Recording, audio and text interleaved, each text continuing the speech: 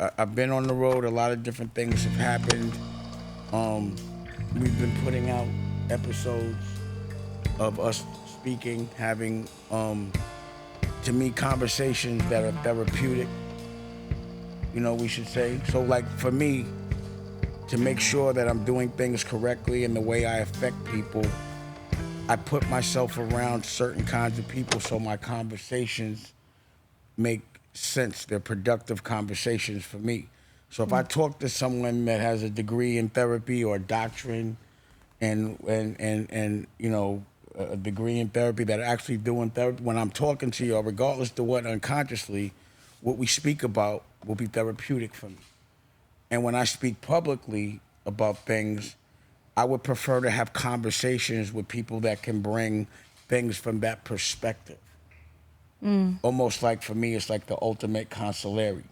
So I thought I liked the way we communicated, and I was on the road, and Melody, I want you to introduce yourself, but within my bubble, full transparency, if I'm having issues or if there's something that's triggering me, I call Tajay.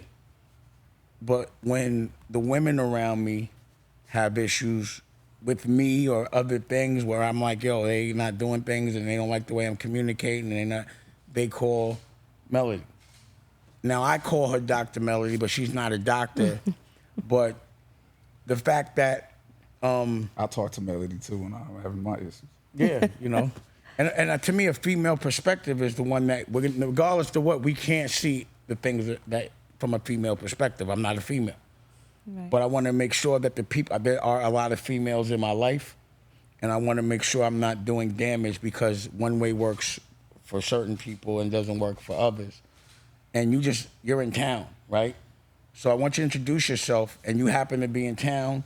I just got in yesterday, so there are things that are on my mind. And as a CEO, and again, for America New, I stepped down. I'm not the CEO. Prophecy is the CEO.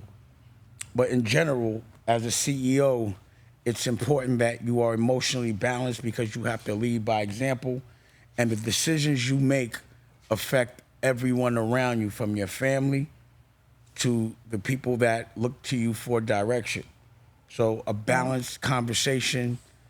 And if someone can, showcase anything that I'm doing wrong and I'm not seeing to make me better, I'm always cool with that. But I know that comes from a conversation as a friend from people that have a history in therapy. But anyway, introduce yourself so they know exactly the credentials.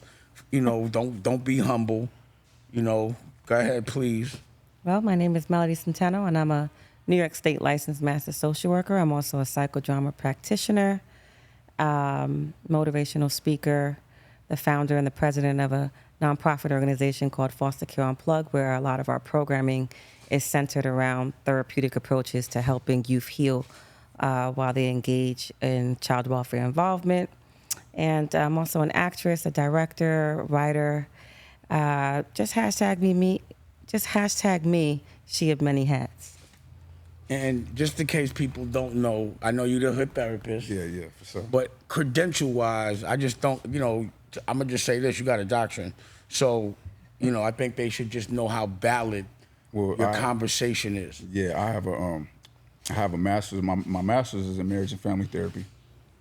Your master's? My master's is in marriage and family therapy, with a specialization in trauma. And my doctorate is in clinical psychology. And the rest of my degrees, like my bachelor's and all the associates that came before that, are also in psychology. So when people sometimes wonder, how do you deal with, all the different things that come my way, pause, I'm being transparent. I honestly do call you, and we call y'all. Absolutely. And y'all don't charge me, it's a therapeutic conversation. So I just, again, like to be transparent, and everything happens for a reason. Again, you're in town. Why were you in town this week?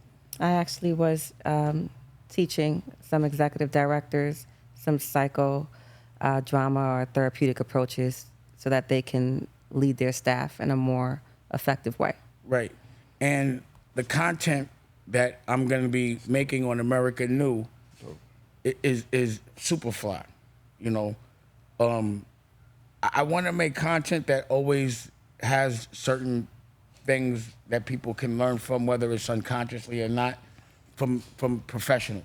Right. So when I make content and I want to hit on therapy and how to have a message and how to talk to people, these are how I'm curating the content I'm making. And then also, you do this thing with the foster care children. Like you come from foster care. That's right. You actually were a foster child. Well, we label ourselves now as lived experience experts. See, these are things I need to know. Yeah. Lived experience. Actually, you told me that. Yeah. And that's what you are as well, a lived experience expert. You know, you've been through everything that everybody's probably been through and more, and got through it. So y'all can talk, and that's the language that we need to be spoken in. Right. You know. So it's more so merging personal experience with professional practice. That's what we've done. Exactly. Yeah. Our profession is based in perspective. Right. And some of the things you do is, what I like is, you have some of the children make movies about their trauma. You want to talk about that? Well, yeah. So we put our youth through something that I coined called drama-informed practice or performance-based practice. And so our youth go through 12 to 15 weeks of group therapy with myself.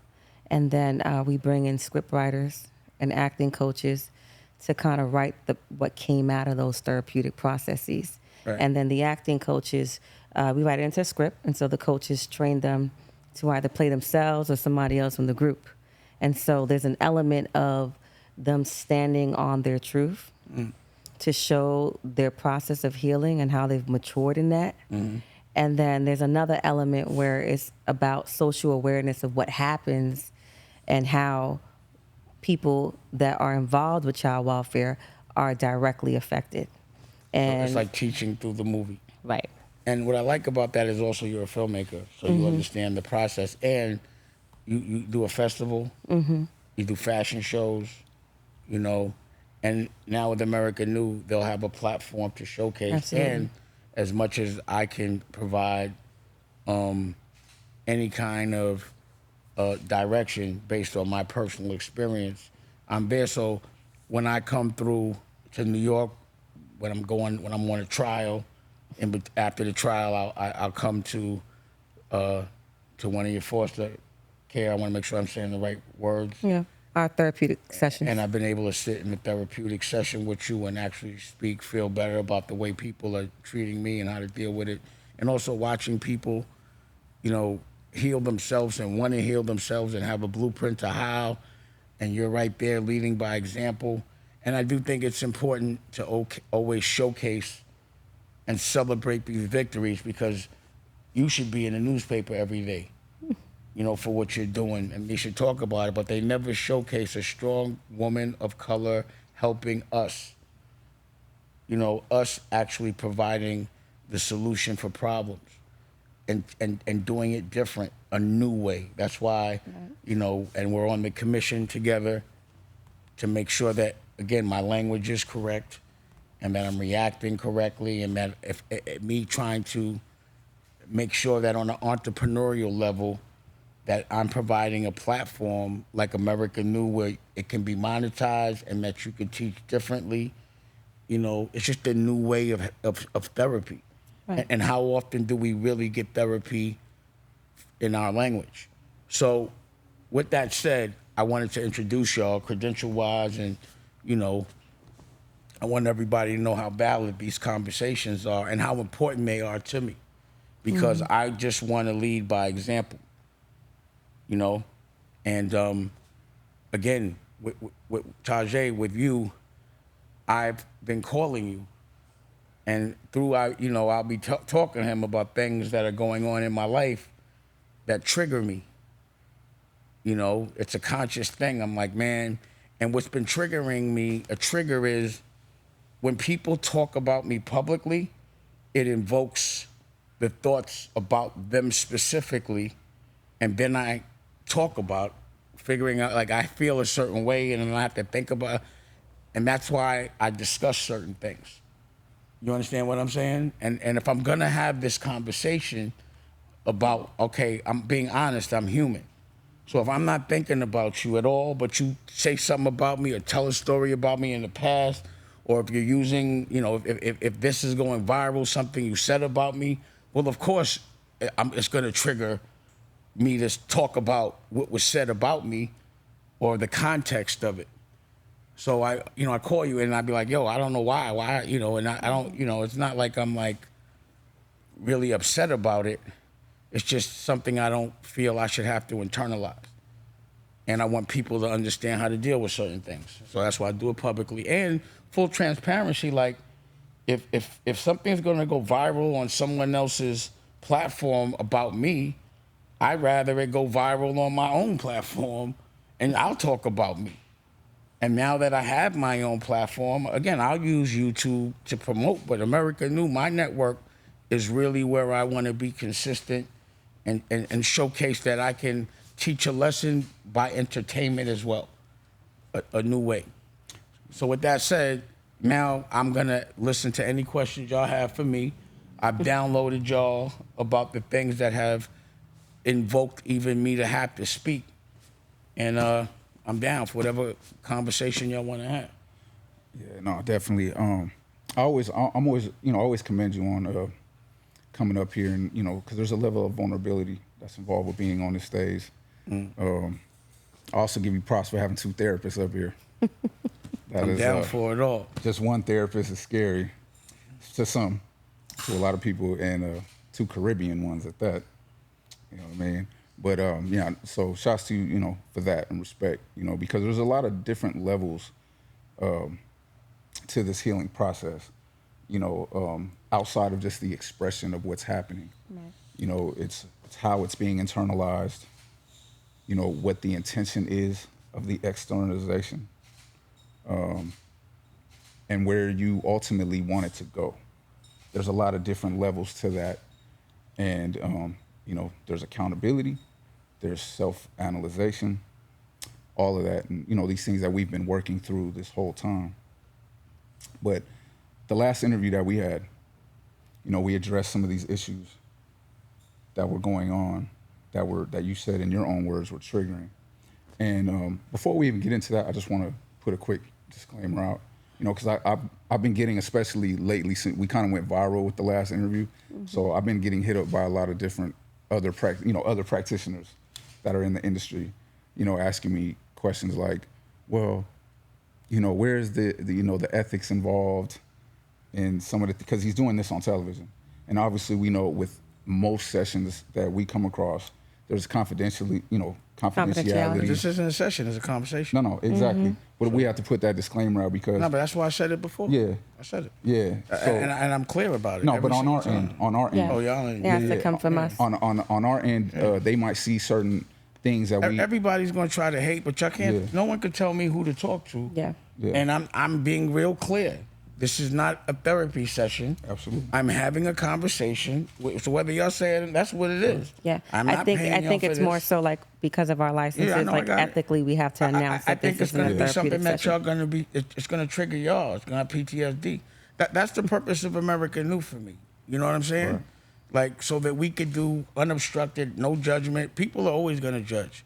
People are always going to hate. So that's that thing when you have a dream, someone's always going to try to put a bad visual in your head, so that's what you see. But if you focus on that, it manifests itself. Yeah. But if you know you're doing it right, this is what I know. No matter what, whenever you ask me about, or someone says something about me and I address it, it's about my past, there's always going to be someone that's going to be like, oh, like, why can't he get over? He's always talking about the past. I'm like, but I'm not even going to address you. I don't care. You know, it's my experience. I can say what I want. But if someone's saying something about me, it's all right for me to be able to speak back about it. Right. So, I know there was some issues that you wanted to address about some of these same things. Yeah. That some of the things that were, being said about you in the media. Yeah. From people from your past that you've had relationships with. Yeah. Is there a place you want to start with that?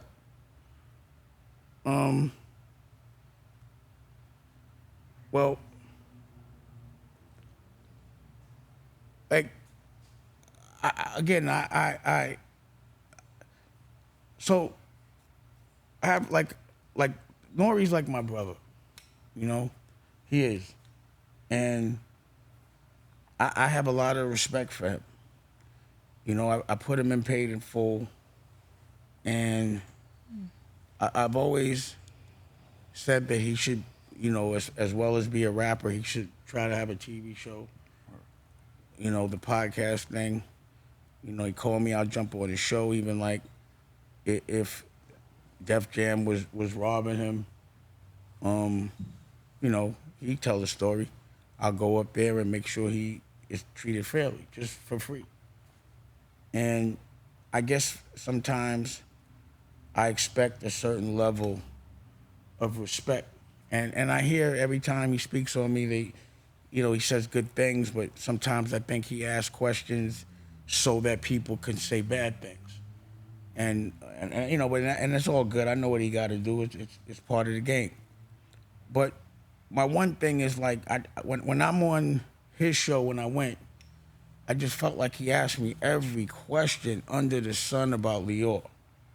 And he knows how I feel about Lyor. And, you know, if I hear that Lyor is going to be on his show, my expectation is he's going to ask him whatever the elephant in the room is, because he does it to me, he did it to Kanye, he does it to everybody. So when that man gets up there, I'm expecting some things to go viral, because he has to ask, you know, how you feel about Damon calling you a culture vulture. How could you get on a radio station and say Damon doesn't exist? I got people to feed. I got a business to run. You're gonna make Dame Dash take this clip and call you a culture vulture. Who's Dame Dash? You brought him up. I don't even know him.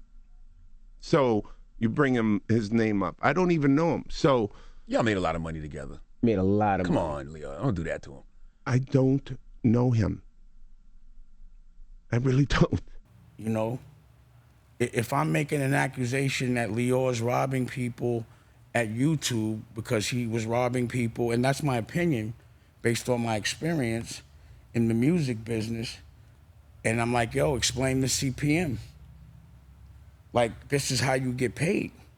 Like, I've really asked the question so that people will ask that man when they get him on the camera. Like, explain why at YouTube you go collect money for a commercial, a CPM, and you tell a content creator you're giving them between $4 and $2, and there's no transparency about how much you're making from the CPM. How come y'all not educating these content creators even about a CPM? Well, how come that question's not asked? So, you know, again, I love Nore, but if you're gonna ask one question and let him pivot and not really hammer down on him about it, and then, like, you know, and again, I'm not really looking at it. I'm just like, damn, I didn't even, you know, people was telling me, like, damn, like, people ask me, like, how come he didn't ask this? How come he didn't ask that? He asked you everything. So I just wish Nore, when he gets a Lyor Cohen and says that he's, like, necessary for the culture, at least ask him why he would get on a black or platform that caters to us and say I don't exist. How he could say that. Just defend me a little, the way I defended him. And I appreciate all the accolades he gives me.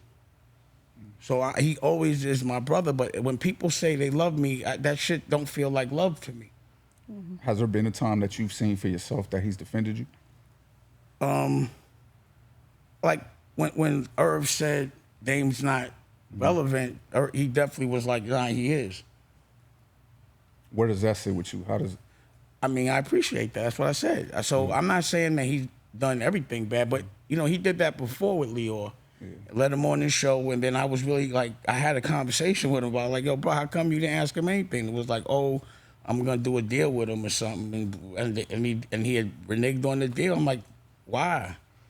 But again, I don't expect everybody to be me, and I try to look at it like, well, what would I do if I was him? But it's just sometimes I expect the same kind of effort that I made.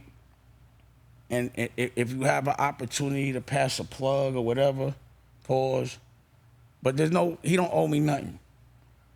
You know what I mean? And he called me, he always checks in here and there. But my boundary now is like, it's hard for me to do his show. And he might have to come on my show, pause, because I'm like, because you know you're going to get me drunk, try to battle me, ask me every little question that can go viral, every elephant in the room. But when this dude comes on, you're not going to ask him nothing. And I just don't see why y'all give him that much respect. Like, what did he do to deserve that much respect? One thing I noticed, the difference between you guys, because I've seen both of those interviews. Mm-hmm. And your interview, his interviews, because he's been on there a couple of times too. Mm-hmm. And the one difference that I see in y'all personalities is the way you guys answer questions. Lyor and I? Yes. Yeah, no one asks. I think it's the questions that are asked. Right. It dictates the way the questions are answered. Right, but so if somebody asks you a question and you pivot. Right. But I think that also what plays a part in that, because you're absolutely correct about that. But what also plays a part in that is you just divulge your emotions. You know, I'm just truthful about what I feel. There's nothing wrong with that. But if you're gonna say that I don't exist, that's a lie. And if you're gonna go on a platform that caters to my people, my culture, not your own, and try to erase my history, I think that's disrespectful to the people that you're in front of, and that they should check you. Like if you're in front of, if you're on the radio with Charlemagne, which we listen to, right? And this man says I don't exist, and I'm gonna promote a bad image of us because I gotta eat, even though it's hurting people on our platform. It just shows a blatant and flagrant amount of disrespect that he has, and it also means to me that before he got on the show, to me, just logically, he was like, "Yo, don't ask me so many questions about Dame," because I think as someone that's meant to ask questions, and there's an elephant in the room. Mm-hmm. And there's a lot of things that I've said about Lyor, and a lot of things he said about me, and a lot of accusations I've made about him robbing our culture, whether it's in YouTube or music. I just think that's the time that those questions should be asked. And if they're not, they're intentionally not asked. Right. Now, again, he asked him a question about me, but didn't ask too much. So, of course, it's going to trigger a thought. I'm going to feel a certain kind of way. And then I have to rehash why I feel this way. And then I have to call you and say, yo, this shit kind of bothers me, but I don't want to be bothered. I don't know how not to be bothered when someone says my name. This is the third time that you've quoted the same statement of him saying you don't exist. Yeah, I thought that was disrespectful. Okay.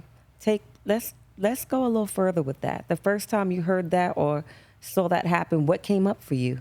I was like, this is a perfect example to me of what they do.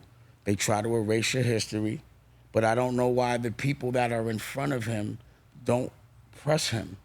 I just think asking the question and then say, oh, Damon's going to call you a culture vulture, as opposed to you saying you sound like a culture vulture, and not really pressing on like, yo, like to me, if he would get in front of me and say something about someone that's been important to my culture, I'm never gonna let a man from another culture do that. So when Adam 22 said that Kanye shouldn't, black people expect a certain, I was like, bro, you're not from the culture for you to say what black people want. Thing that black people want from Kanye is some sort of. But you're not even black. How you gonna tell me what black people? Wait, time out. Stop right there. He wants an explanation for why everybody's so fucking mad at him, right? Hold on a second. Let's just rewind to a point you just made. I'm not even mad at him. I get why everybody else is mad at him because he's not making a good argument. But clearly, let's address this. You just said what black people want. That's what you just said. He's aware of what black people want from him that they're not getting. Wait a second. Question. How crazy does it sound for a white man to tell a black man what black people want?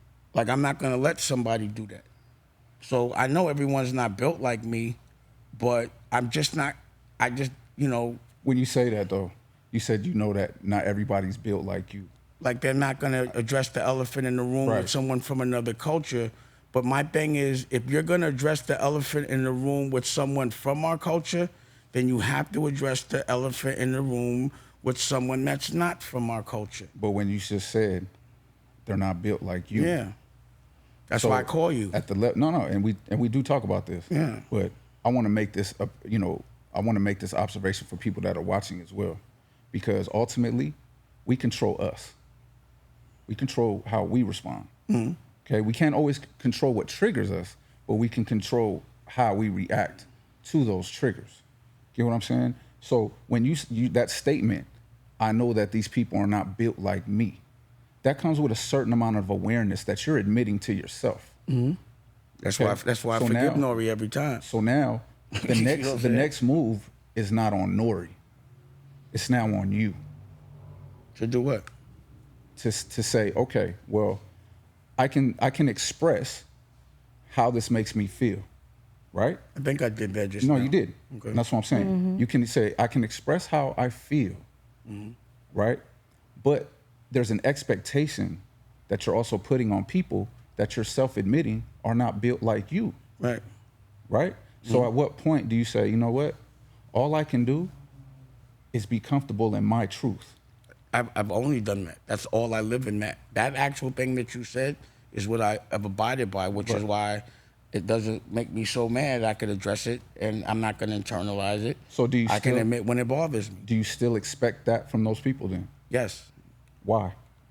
Because I did it for them. Or actually, I don't have that expectation, but it still disappoints me. You know? I So think that's another what, you know, thing- I really don't have the expectation of him doing that. Like really pressing someone that's not from our culture with the elephant in the room. But it still is like, yo, you still said my name. So You now, gonna ask them? you know, I'm just curious as to how long ago was this comment made from Cohen? I don't know. And was this a few years ago? probably, yeah. A few years ago. And so for all this time, no one has addressed. Have you heard about it? I'm asking. I don't. I haven't heard about it. No. And so They just honor this dude. Like, Or addressed him about it? I'm talking about address Cohen directly about yeah. it. Okay. No one addressed him about that, but even something that was more disturbing in that interview was the fact that he said, "I gotta eat." Or in our culture, even if he knows someone's not doing the right thing, he's still gonna give a visual of that, promote it, sell it, because his family gotta eat. And he's not making. I don't see him doing that in his own culture. It So sounds like that's problematic to me. And I know that you have to understand something. The question that was asked was, are you the reason why Dame and Jay aren't cool? He's the person that told Jay, I'll do a deal with you with or without Dame Dash or Biggs. And he's the one that advised him based on what Steve Stout told me and based on what Irv Gotti told me, that was like, yo, why would you split it 3 ways if you could just do it yourself? Did you hear his response to that question? Nah, I just heard about it, to be honest. I wanted to know what you thought about what he said, so I'm gonna What did tell he- you. what I'm did he gonna tell say? you what he said. Not like long question, but for hip hop people, it always pops up. Is Lyor the reason Jay-Z and Dame Dash is not together? Absolutely not. Okay, let's just. Like, if Lyor was the reason, then they never were together in the first place. Okay, right?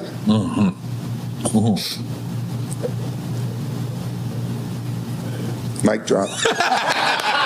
When Nore asked him that question, and the specific question for those who didn't watch it was, are you the reason why Dame and Jay split?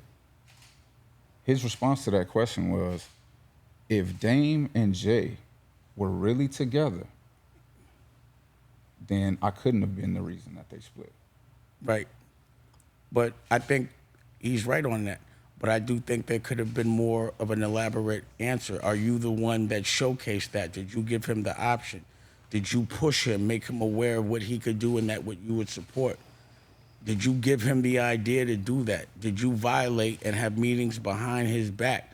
So when that meeting happened, when Dame was yelling, who made that meeting? it's a tape of it and me being mad. Those are questions I think should be asked, and people want to know. It's the elephant in the room. So why ignore it? You know, like, why wouldn't people ask that question? So that bothers me when Jay gets on the interview, and when Lyor gets on the interview, and people don't ask the questions that they ask me. If you never ask me that question, I'm fine. But because y'all continuously ask me these questions, how come when they get on in front of a camera, y'all don't ask them? And if they give you like one little question to pivot, y'all just be pressing me.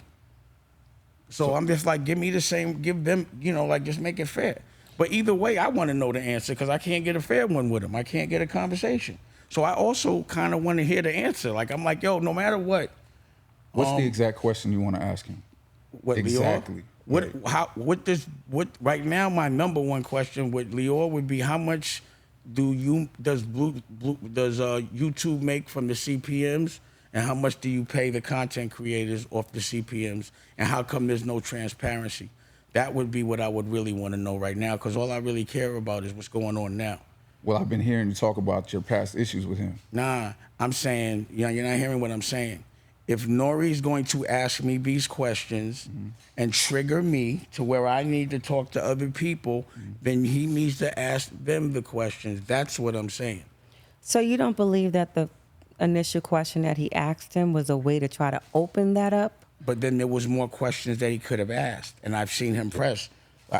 You know, I think the way Nore gets down, yes, I think there's way more to ask. So what about this? What about him calling you a culture vulture? What about the CPMs? He said it really openly. He said it.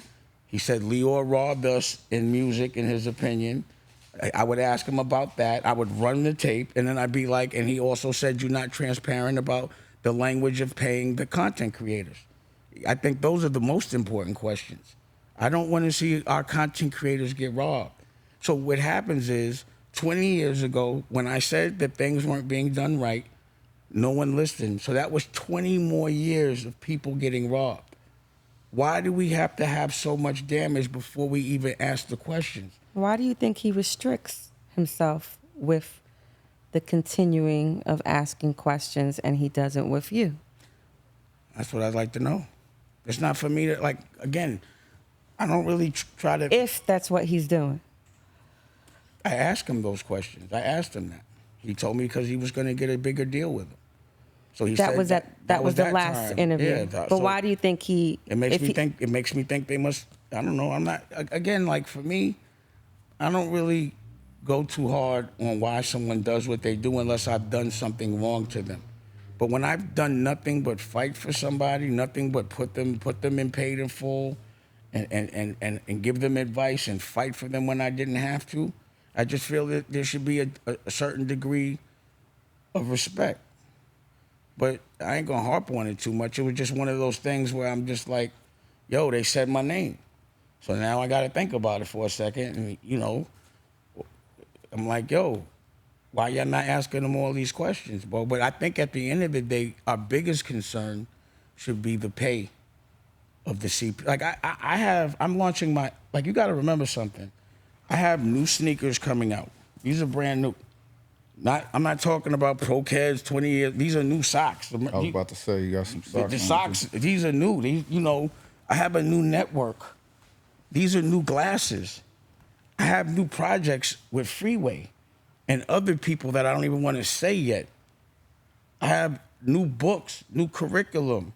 Everything is new. I am really content with the trajectory of my dreams right now. My family is straight right now. I don't have too much time to be worried about these cats so much.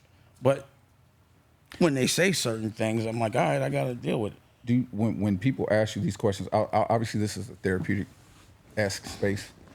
Like, we got new books, new curriculum, we got, you know, new movies. So when you're on these platforms that are based in addressing things that the public wants to hear, whether it's controversy, whatever it is, do you feel how you're so free to answer those questions on those platforms?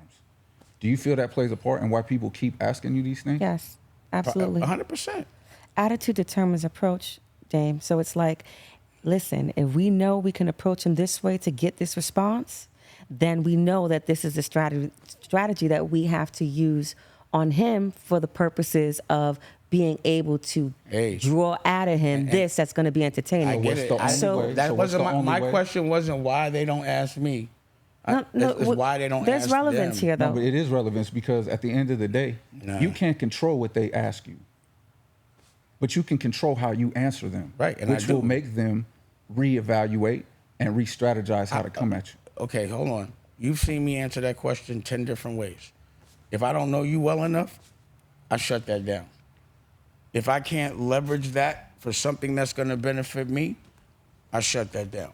I think you had an expectation. Wait, let me just finish. Yeah, go ahead. So there are times I like if Daquan is interviewing me and he asks me a question. So like even let's go back to Vlad real quick. Let's rewind. The initial problem that Vlad really had. This is how we got into a problem. When Jay, whatever that thing happened with Jay in the elevator, he literally called me to do an interview about that situation. Talking about the Beyonce sister and all that? Yeah. Okay. And I'm like, Vlad, I'm not doing an interview about Jay. Like, you're going to call me and ask me to do an interview about that, man? Like, what do you think I am? That's corny. And then I did an interview with the hip-hop motivator, Kenyatta, and in the middle of us talking about a lot of stuff, he asked about it. So I answered him. And went viral. Vlad hits me on a Sunday like, yo, how you gonna go on your platform and talk about that? And I asked you, I'm like, bro, I don't wanna hear that shit, man. I'm with my kids on a Sunday. I'll see you when I see you. And he said, oh, I'm gonna tell Complex that you just threatened. Actually, he called Kenyatta and was like, he just threatened me because I said I'm gonna see you when I see you. I'm gonna tell Complex and everyone else that he just threatened their number one, da-da-da-da-da. Like, basically told me he was gonna try to blackball me. And he was all scared because I said, I'll see you when I see you. I didn't mean I'm going to do nothing to him. It was like, I don't care about this conversation. We'll talk about it when I get with you. Just to play devil's advocate real quick. Okay. What's the difference between Vlad and, what's the difference between Vlad asking you that and Kenyatta asking you that? Vlad said, I want to do an interview about that.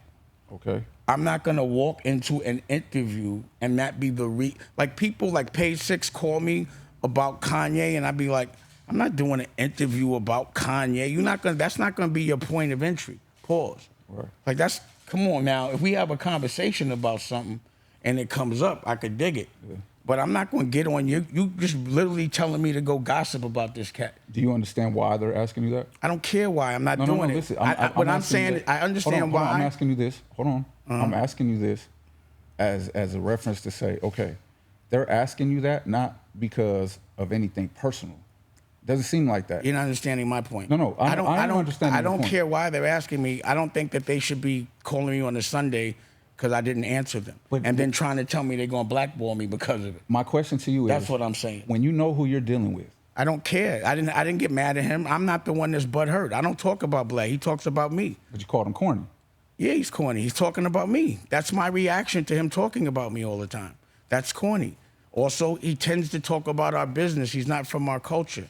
He tends to make people talk about illegal things that can get people in trouble. He tends to take advantage of people that haven't been in front of a camera forever, and they don't really understand the ramifications of those things. People tend to go to jail that have been interviewed by him and their friends. So for me, when he talks about me, that makes me have to have an opinion on it. And obviously he keeps bringing my name up to either do what someone from our culture does. And again, I don't want to talk about him too much because I don't want to give him that much of a platform. I was just referencing him. Like, the thing that you think is like I care about why they do what they do is this is the reason why I don't fuck with them. Do you think that's what I'm thinking? No, this is what I'm saying. Or when you're asking the question, that's what I think. It's like, my point is, again, you're not going to get at me being from another culture and tell me you're going to blackball me because I'm not going to do an interview about something that happened What with made Jay. him feel so comfortable to say that? That's my point. That's what I was wondering. Because I think culturally they think that. Okay, so when I ask that question, I'm wondering, Have you guys ever had a friendship or a relationship in the past before? Not like that. Have you guys worked together in the past He's in any interviewed me, capacity? and we've had conversations about why, again, like he would tell me his business model and he'd interview me. So, you know, I just think based on what he does, his algorithm is he makes money off the dysfunction of our culture, not his own. Period. Did you know that before you did the interviews? What interviews? With The Vlad? interviews back that you then? did. Yeah. Nah, not to this extent. He wasn't doing it like that. But, you know, I didn't. That's why I was asking him his business model. I didn't know his business model. So once I knew his business model, that's when our kind of friendship ended, as far as even giving him the access to me. So you do acknowledge that there was a friendship there, and there's a reason why I'm asking. What's a friendship, really? Like, there was a respect as a journalist there, but I didn't know that he was with all that bubblegum shit in that way. And then when I was seeing the way he was doing things, I was like, that's bubblegum shit. But it wasn't to the extent, like he wasn't, his thing was to take his content and put it next to things that had a lot of content at the time. I don't know what he's doing now. And I said this, I don't want to reiterate it, but I just found it to be, I didn't like it. But really what made he's the one that he threatened me. Or rather, he was mad at, and you could ask Kenyatta, but he called Kenyatta and was like, he said I threatened him. I'm like, just because I said I'll see you when I see you? Like, I'm not going to put myself in a position to get myself to put in jail over nobody, really. Would you say he's from our culture? Nah, Nah, right? I don't think so. I think he's exploitive of our culture. Do you think it's a possibility that he really took it like when you say, yo, I'm going to see you? Because I know if I say that to somebody, they're going to think that. Whatever, man. He shouldn't have been calling me on a Sunday. I'm not so sensitive to that. I'm recognizing a pattern here, and you tell me if I'm observing correctly. Vlad, Nore, and some of these other names that you mentioned. There seems to be a theme around the title you've given them initially, and then the expectation, them not meeting that expectation, and the relationship going left. And then I'm lying sometimes. And you're lying. Or What do you starting mean? to talk bad about me. Well, is that an accurate assumption that there's a pattern of relationships? I can't. A title provided? No, I and think- then expectations connected to those Yeah, relationships. the expectation is honor of all the time. Yeah, you called Nore your brother. Honor at all times, yeah. You acknowledged a friendship to some capacity I don't at want some you to point. ever, I don't want that to be misconstrued. Okay, so we can- Let's so not you wanna say reject me and that? Me and Vlad were never friends. Okay, so No. let's reject that, We right? never hung out. We Okay. never had any conversation other than journalistic. Okay, It so wasn't you've never a clarified that, friendship. so we'll Yeah, reject like, that. yeah, But no. there's still a Like, I can pattern. consider us friends. I don't consider, we never had any kind of, Okay. I would never call him and ever tell him anything and have casual conversation. It was always for things to promote for me. A business partnership or a partnership. Or for me to understand a business model. Like, I'm like, how you make money? Like, because I want to know how you making money off me if you're doing interviews with me. Okay. So I wanted to know what his business model was if he's interviewing me and how much access I should give him. So the truth still remains that there is title, an expectation that comes with that title, Like, if you get into and then unsatisfied outcomes based on the expectations that you've given them, and so the relationship goes left. like if I order Uber and you're supposed to take me someplace and you don't take me to the right place, I'm not satisfied with that relationship. No, yeah. I think the difference in that relationship between a company and a person, because these are the boundaries because I saw the same pattern. The pattern is that these boundaries are not being explicitly stated. Or maybe these- they don't They have been explicitly understand. stated. No, what I'm saying is because your reaction to what Vlad did is very personal. Where's my reaction been? It's been very, oh, well, you know what, he knows not to It's call me no, on it has Sunday. not. It's every time he talks about me, I acknowledge it. So if he don't say a word about me, I never have to bring him up ever in life. Period. He keeps asking people to, like, he asked Matt Hoffa. So what happens if he keeps talking about you for the next 10 years? Nothing. It just You're going to do another addressing of every single time he addresses I you? haven't done it every single time. No, I'm just curious. And I'm telling you, he's done it at least 100 times, or maybe less or more. But I've only addressed it once, so I don't address it all the time. But it was like about time. at that moment. So I don't deal with him every day. Yeah. I just referenced him and it turned into a whole conversation. Really, I was talking about, Nore. And then also, like, again, even with Memphis Bleak, he's on Nore's show and he's giving me the props I deserve. And again, he's my brother, but sometimes his recollection of the memory, I don't remember what he remembers. So, like, when he was saying that he had a conversation with me and I was like, oh, it's gonna work out, and change clothes, and he was like, nah, it's over. That kind of conversation never really happened between me and him. And at that point, the relationship was over. I was only going to change clothes to that video. And if you see it, I promoted Armadale, I promoted America Magazine. Me and Pharrell, had a snap fight, and I was out. And like my only conversations with Bleak that I remember, as far as he says we used to argue a lot, it was because I was always worried about his future. So the fact that he was always on Jay's show and never had his own, to me, I was like, yo, your future's gonna be that they're gonna remember you for songs that you did before. I wanted him to stay relevant and be able to survive without being with Jay. And he always argued with me about that.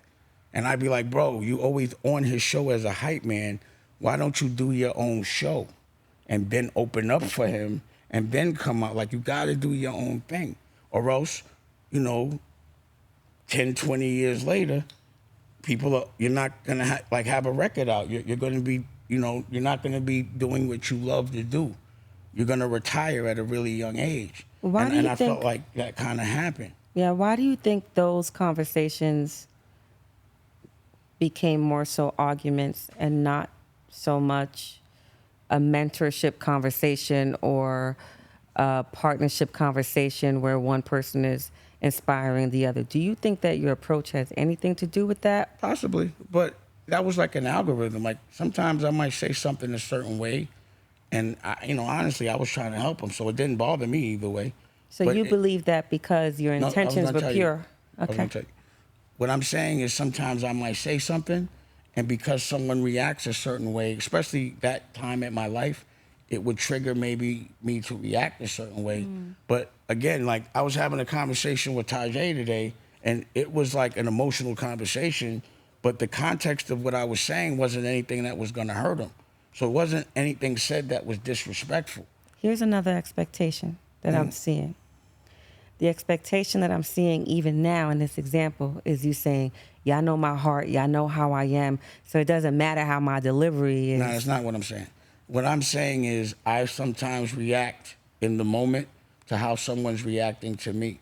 So if I'm trying to help you and you telling me shit, like, you might say something out of emotion, because most men don't like constructive criticism. Right. It triggers them. So it may trigger him to talk louder, to cut me off, to start saying things that really I don't deserve to be said. And then I feel disrespected. And so then you respond? Yeah, that's how I respond. So do you in the response, do you expect them to be empathetic towards how they've offended you? Either way, I'm not really concerned. Like, what I'm saying is, why?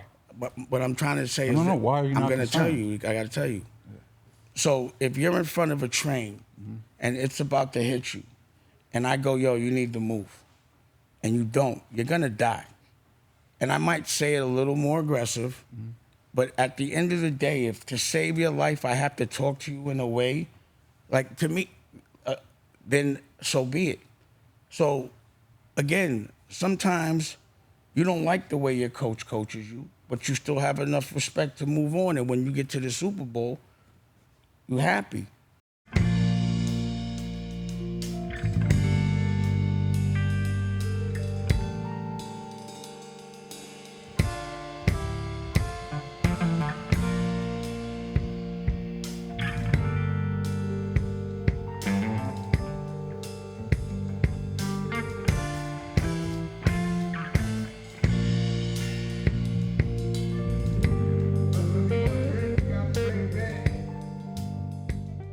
I don't know, and no disrespect to Bleak, but I feel like I don't think he would not want to be still making current records and making a lot of money doing new records. I didn't want him to be on and no disrespect, but No one wants to be on the oldies but goodies tour. You want to be known for new shit. That's why you see how important it is for me to be able to stand on my own years later and still be able to do new stuff. I wasn't advising him to do anything that I wasn't doing for myself.